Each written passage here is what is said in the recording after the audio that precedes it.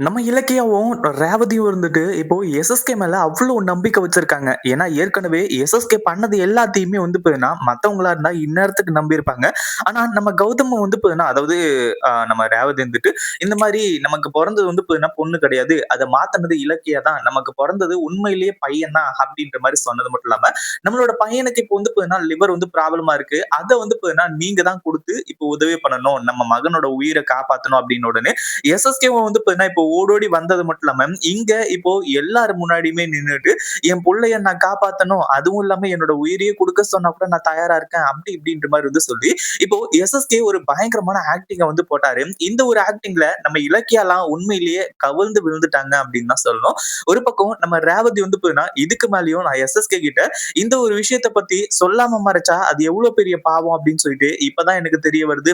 இந்த எஸ்எஸ்கே உண்மையிலேயே திருந்திட்டாரா இல்லையா அப்படின்றது எல்லாத்தையும் தாண்டி கௌதம் நல்லபடியா இருக்கணும் அப்படின்ற மாதிரி நினைச்சேன். ஆனா இப்போ வந்து பாத்தீங்கன்னா எஸ்எஸ்கே உண்மையிலேயே திருந்திட்டாரு அப்படின்றத நான் முழுசா நம்புறேன் இலக்கியா அப்படின்னு சொல்லிட்டு இலக்கியா கிட்ட கூட சொல்ல ஆரம்பிச்சிட்டாங்க. ஏன்னா இந்த எஸ்எஸ்கே பண்ண காட்சி அந்த மாதிரி. ஏன்னா எஸ்எஸ்கே நடிக்கிறவா இருந்திருந்தா கண்டிப்பா வந்து பாத்தீங்கன்னா இப்போ இந்த மாதிரி வந்து லிவர் தேவைப்படுது. அதனால உங்களோட லிவரை கொடுங்க நம்ம மகனை காப்பாத்துறதுக்காக அப்படின்ற மாதிரி சொல்லும்போது எஸ்எஸ்கே தெரிச்சு ஓடி இருக்கணும். அப்படி இருக்கும்போது எஸ்எஸ்கே வந்து பாத்தீங்கன்னா இப்படி தைரியமா வந்து பிளட் எல்லாம் குடுத்து இப்போ எல்லாமே பெர்ஃபெக்ட்டா இருக்குன்னு சொல்லிட்டு வந்து சொல்ல வைக்கிற வரைக்கும் வந்து பாத்தீங்கன்னா அவர் வந்துட்டாரு அப்படின்னா, கண்டிப்பா வந்து பாத்தீங்கன்னா எஸ்எஸ்கே வந்து திருந்திட்டாரு அப்படின்ற மாரி வந்து நெனச்சு, இவங்க ஒரு தவறான முடிவுக்கு சூஸ் பண்ண ஆரம்பிச்சுட்டாங்க. ஒரு பக்கம் இந்த எஸ்எஸ்கே இங்க வந்தது, அடுத்ததா வந்து பாத்தீங்கன்னா பிளட் செக் பண்ணிக்கிட்டது, இது எல்லாத்துக்குமே முக்கிய காரணம், இங்க ரேவதியோட மகன் யாரு அப்படின்றத இன்னைக்கு கண்டுபிடிச்சு, எல்லாத்தையும் அதாவது கதையே முடிக்கலாம் அப்படின்ற மாரி சொல்லிதான். உண்மையிலேயே வந்து பாத்தீங்கன்னா எஸ்எஸ்கே ரொம்ப போராடிட்டு இருக்காரு. நம்ம ரேவதியோட மகன் யாரு அப்படின்றத கண்டுபிடிச்சு கொல்லணும் அப்படின்றதுக்காக. கடைசியில ரேவதி கிட்ட இப்படி சிக்குவாங்க அப்படின்னு கொஞ்சம் கூட எதிர்பார்க்கல. அதாவது இந்த எஸ்எஸ்கே இருந்துட்டு, "இங்க பாரு ரேவதி, நீ வந்து பார்த்தீங்கன்னா என்கிட்ட மறைக்க மறைக்க கண்டிப்பா உன் மேல எனக்கு கோவம் அதிகமாவுது. அதுல எந்த ஒரு சந்தேகமும் கிடையாது. அதே மாதிரி நம்ம மகன் யாருன்னு சொல்லிட்டு வந்து சொல்லு. நம்ம மகன கொண்டு போய் என்ன வந்து பார்த்தீங்கன்னா காட்டு." அப்படி இப்படின்ற மாரி வந்து சொல்லிட்டு இருக்காங்க.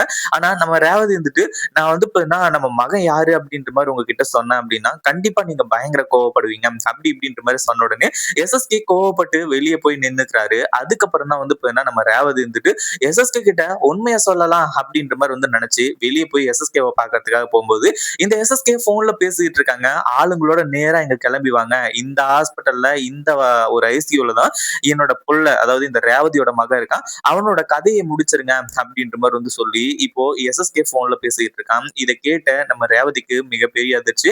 அடுத்ததா வந்து பாத்தீங்கன்னா, இந்த எஸ்எஸ்கேவ உண்டு இல்லன்னு பண்றது மட்டும் இல்லாம, எப்பவுமே என்னோட மகன் யாரு அப்படின்றது உனக்கு தெரியாது. அதே மாதிரி தாக்ஷாயணி கிட்ட நான் எல்லா உண்மையையும் சொல்ல தான் போறேன். நீ இப்பவும் வந்து பாத்தீங்கன்னா, என் மகன கொல்றதுக்காக இவ்ளோ பெரிய ஏற்பாடுகள் பண்ணுவேன்னு நான் கொஞ்சம் கூட எதிர்பார்க்கவே இல்ல.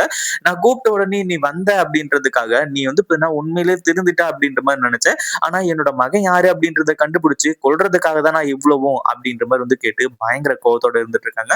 இந்த வீடியோ புடிச்சிருந்தா லைக் பண்ணுங்க, ஷேர் பண்ணுங்க. இப்பதான் நம்ம சேனலுக்கு ஃபர்ஸ்ட் டைம் வரீங்க அப்படின்னா, கீழ இருக்க சப்ஸ்கிரைப் பட்டன பிரஸ் பண்ணிக்கோங்க.